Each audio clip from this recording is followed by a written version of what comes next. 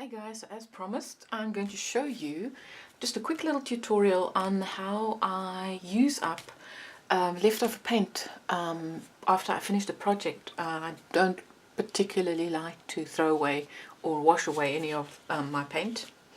So what I do is I would take the paint that's left over. For instance, on this palette here I've got some paint left over from a previous project. And I'm going to show you some examples first. You can see on all these examples here, these are all bits of leftover paint, and most of these I've just done on either small pieces of leftover cardstock, even book pages that I glue 2 or 3 pages together to give it a nice consistency. And then I paint my leftover paint on these, and they make really great backgrounds. I might not use, for instance, this one exactly as this. I might still tone it down a bit, or use this as my main focus, and then tone the background around it down a little bit. I'll just show you here quickly. This is one where I used a piece of card, scraped some of my leftover paint on it, and then later on actually painted a little face.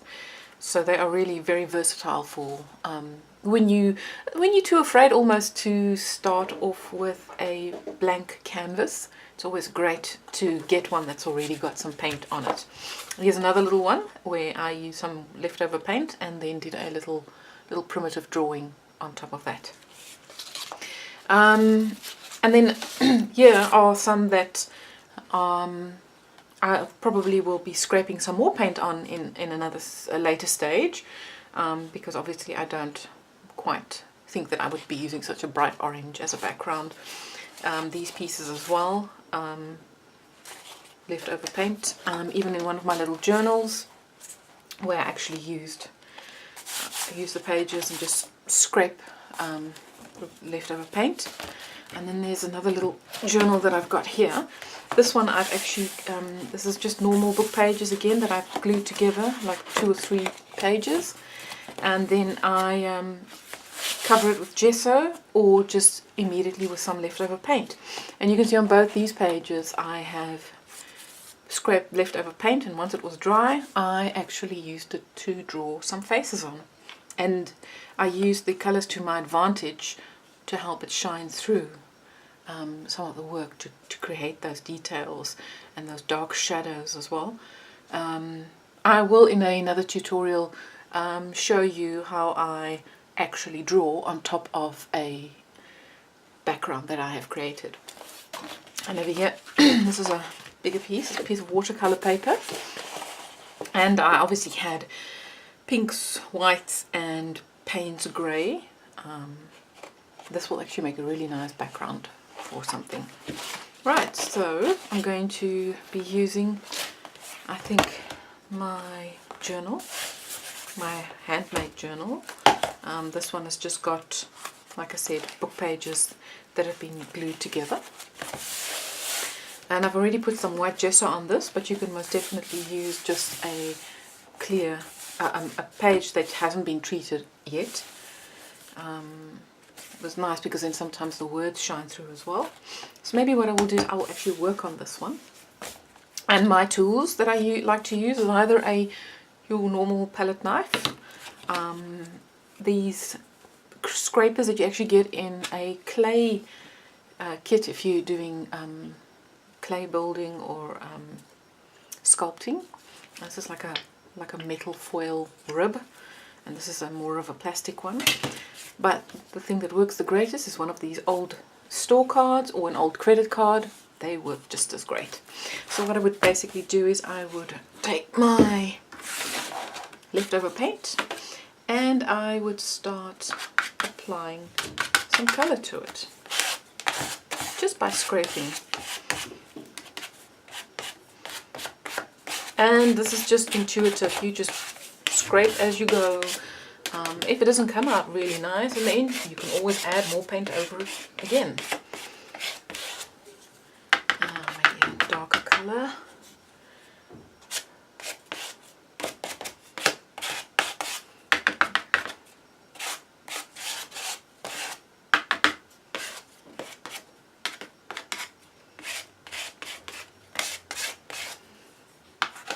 actually got a bit of a mustardy yellow here, which is a nice contrast with all the other colours. Just be careful that you don't end up making mud when your colours, sometimes it's good to let your colours dry first before you add another colour over it. Generally colours that are primary colours, red, yellow and blue,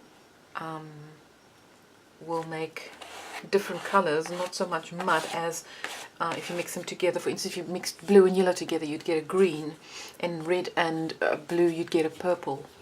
So if you're afraid of making mud, as I said, just wait for each piece to dry.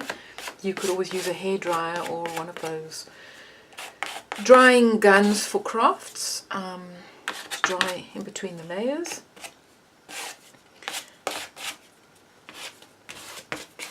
And I've got some white here as well. Some of the white has actually gotten a bit dry already. It's quite thick. That's great for just adding in that little bit of contrast between the really dark colours and the lighter colours. And if you let your paint dry first and you then apply another colour, you can really get into it and scrape really hard. And you would get a nice sort of see-through kind of feel to your work. And experiment. Don't be afraid to play with colours and see what works and what doesn't. You can always get yourself a colour wheel if you're not sure what colours go with what.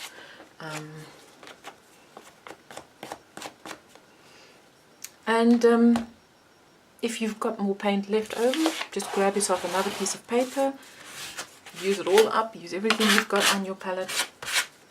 I will show you two pieces, big pieces actually, that I was working on, and the backgrounds are all from leftover paint that I used up on the canvases.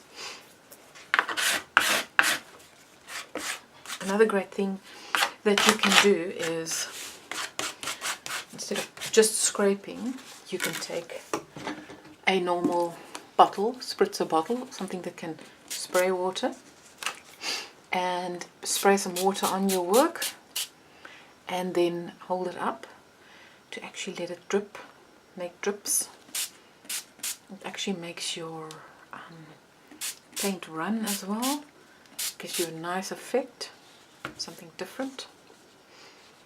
This one's paint almost dry, so it's not really giving, oh there we go, there's a bit of a sort of a nice effect happening here. Let me just turn it so it doesn't reflect too much. There we go.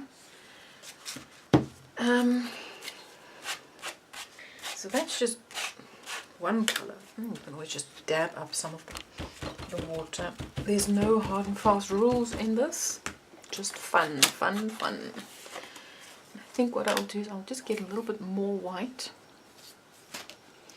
to add to this one.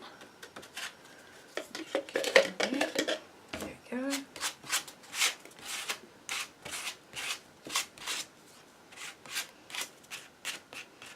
And like I said, these are great for just quick little drawings once this is dry.